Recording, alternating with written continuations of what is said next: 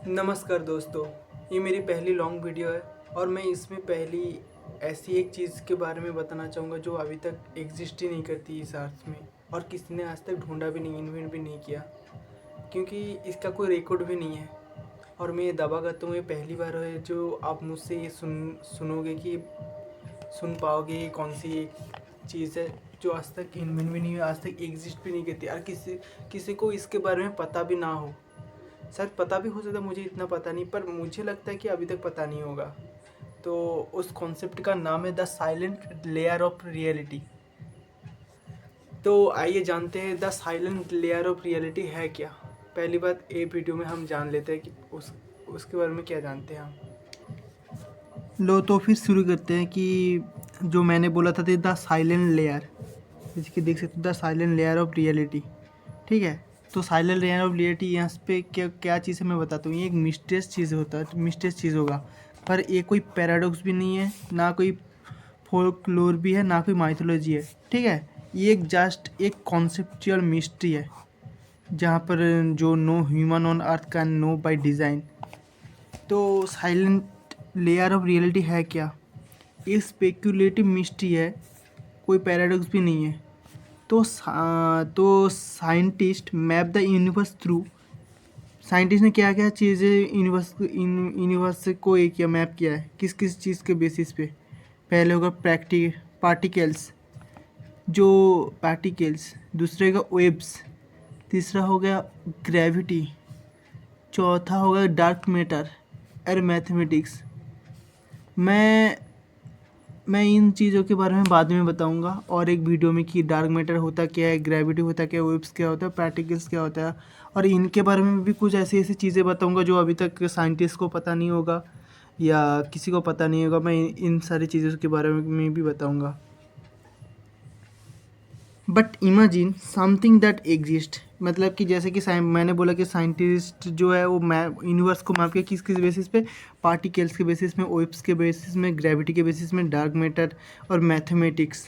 ठीक है, but imagine something that exist below all the measurable layers, मतलब कि जितने भी लेयर्स है यूनिवर्स के अंदर, उन लेयर्स के बिल्कुल बिलो, मतलब बियॉन्ड होगा वो बिल्कुल एकदम, जहाँ पर क्या होगा, समथिंग नो इंस्ट्रूमेंट फार्मूला और ब्रेन हैज बी एवर टास्ट, मतलब कि आज तक कोई जा नहीं पाया वहाँ पर, ना कोई फार्मूला जा पाया, ना कोई ब्रेन जा पाया, ना कोई इंस्ट्रूमेंट भी जा पाया। ठीक है, तो अब जानते हैं कि साइलेंट लेयर है क्या।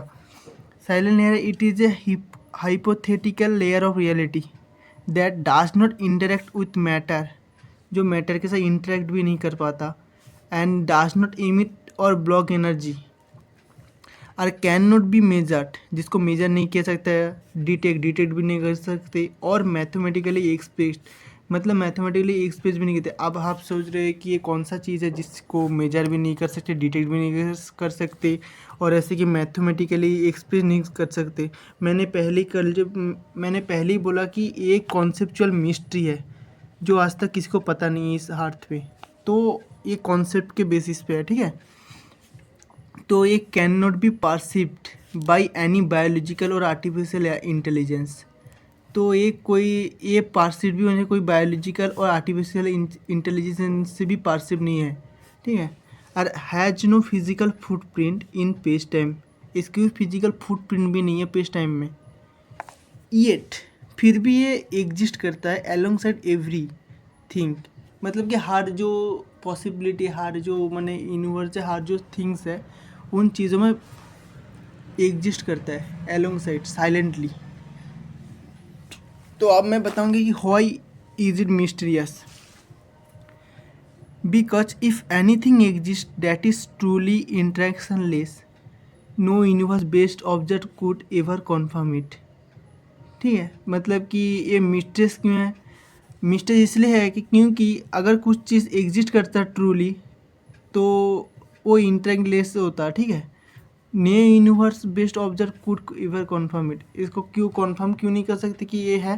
क्योंकि कोई जो ह्यूमन है इसको जानता भी नहीं है, कोई मशीन भी नहीं जानता। नो कॉन्शियसनेस परसिव्स इट, कोई कॉन्शियसनेस भी नहीं है इसके अंदर। नो थ्योरी डिस्क्राइब इट, कोई थ्योरी भी इसको डिस्क्राइब भी नहीं कर सकता। तो ये क्या है, तो तो साइलेंट लेयर एक रीजन ऑफ एग्जिस्टेंस है that can not be proven or disproven. What makes it interesting? The silent the silent layer could be a mirror reality that overlaps ours without touching it. ये storage space of unrealised possibilities.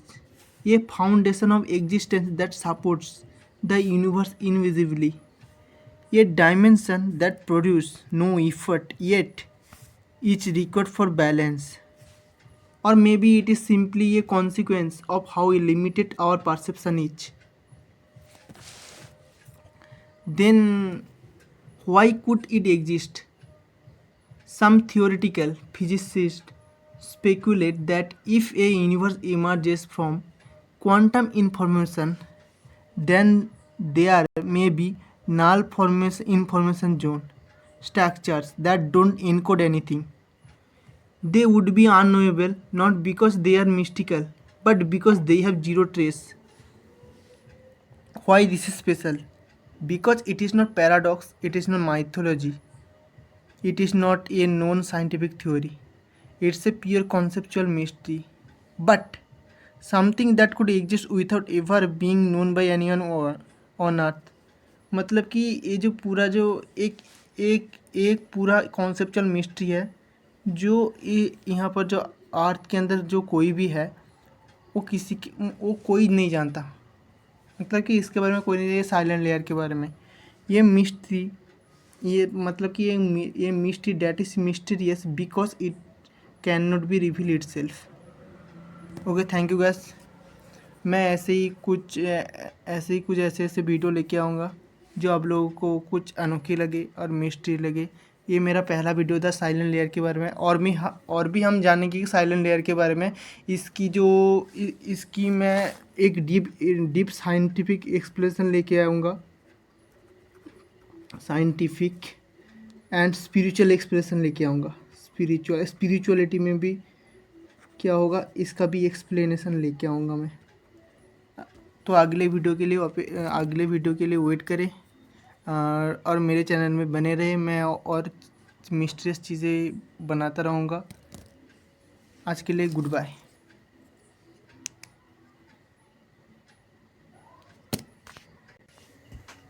So guys, आज के video में हम इतना ही जान पाए silent layer के बारे में.